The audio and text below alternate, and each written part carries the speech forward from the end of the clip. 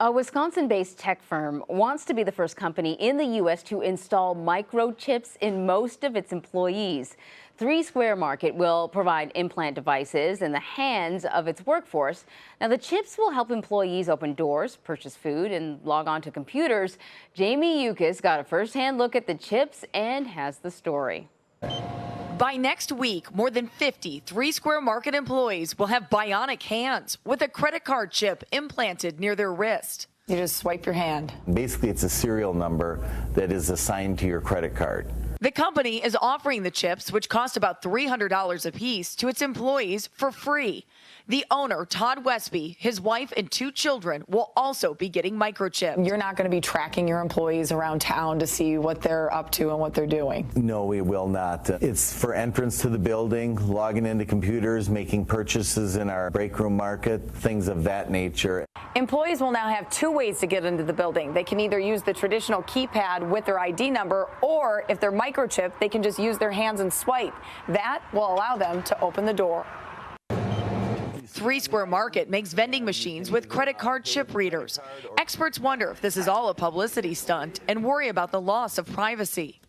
You want someone knowing every time you enter or leave a room or use a copy machine. There's a degree of autonomy that's lost with this, person-to-person, one-to-one tracking. You can never leave it behind. You can't really turn it off. I think it's a step towards the future. But assembly line manager Eric White thinks the chips could eventually save lives. Somebody who's allergic to something or has a condition, they could scan your hand and all the information is there. The technology is already being used in Europe, but the company hoping to popularize the chips here in the U.S. is far from tech hubs like Silicon Valley. So watch out. River Falls, Wisconsin might be the next big thing. And we're glad to be a part of it. For more on this story, I'm joined now by Jamie Yukas in River Falls, Wisconsin. Jamie, I am of 2 minds with this technology. I guess it is convenient to a certain degree, but it's also a little creepy. I want to know, just how do they get the chip in there? And what if you change jobs? How do they get it out? It's fascinating, right? I mean, I think that's why everybody's talking about it, because you want to know, how does this work? Well, this is how big the microchip is, Anne-Marie. Can you see this little piece of rice in my hand? That's the big part of the microchip, just that. And it gets implanted into your hand by a professional piercer that has to do it. To get it out, it's like removing a sliver, I'm told. And I don't know if you have your ears pierced or not. We were talking to Gail King at CBS this morning a little bit earlier. She said she didn't have her ears pierced, so she didn't know what the pain was like. But if you have yours pierced, then that's the pain level, I'm told, when they actually go to implant the microchip. Yeah, I have them pierced. It happened when I was like maybe 3 years old. I clearly blocked out the memory. So I don't know. Remember. I don't want to revisit it. I don't know. Whenever it comes to this sort of technology, though, the idea of, technology being hacked or taken advantage of has to come up. Has the company expressed any concerns in regards to that sort of thing?